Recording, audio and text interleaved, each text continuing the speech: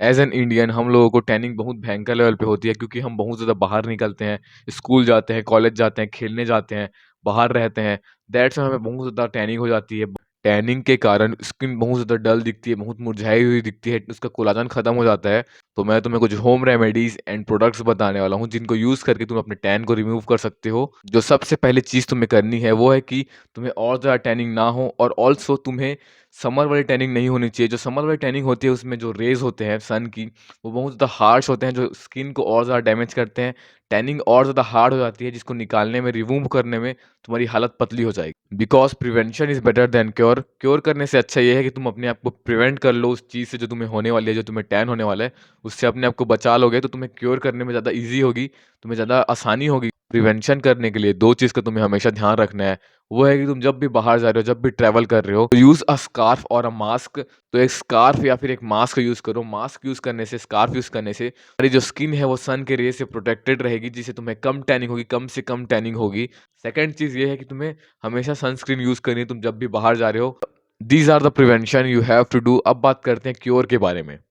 मैं तुम्हें एक चीज़ बता दूँ, टैनिंग का क्योर बिल्कुल भी ईज़ी नहीं है। टैनिंग को क्योर करने में बहुत ज़्यादा पेशेंस चाहिए होता है, बहुत ज़्यादा सब्र चाहिए होता है क्योंकि तुम्हें 3-4 सालों से, 5-6 सालों से टैनिंग हो रखी है और तुम चाहते हो कि तुम एक प्रोडक्ट यूज़ करो या फिर एक होम रेमेडीज़ यूज़ करो और 1-2 दिन में तुम्हारा टैनिंग गायब हो जाए। ऐसा नहीं हो सकता है भाई। तुम ये चीज़ भूल जाओ कि 1-2 दिनों में तुम्हारी टैनिंग ठीक हो जाएगी। ऐसे भी टैनिंग को रिमूव होने में बहुत ज़्यादा टाइम लगता है। Face wash, sunscreen and moisturiser cream, ये बहुत ज़्यादा इम्पोर्टेंट है हमारे लिए। ये तुम्हें अपने डे टू डे रूटीन में यूज़ करना चाहिए। ये तीनों चीज़ यूज़ करना कंपल्सरी है क्योंकि ये तुम्हारी स्किन को प्रोटेक्ट करता है। फेस वॉश ऐसा लो जो तुम्हारी स्किन के डर्ट को क्लीन करने के साथ-साथ तुम्हारी टैनिंग को भी रिमूव करे। ऐसे बहुत सारे प्रोडक्ट्स हैं मार्केट में जो तुम यूज़ कर सकते हो। Next product is tan removal scrub. तुम टैन रिमूवल स्क्रब यूज़ कर सकते हो। उससे भी तुम्हारी टैनिंग रिमूव होती है, पर धीरे-धीरे करके जाएगी तुम्हारी टैनिंग, एकदम से 1-2 दिनों में नहीं जाएगी। तो टैन रिमूवल स्क्रब यूज़ कर सकते हो। तुम होम रेमेडीज़ से ज़्यादा बेटर होते हैं टैन रिमूवल स्क्रब।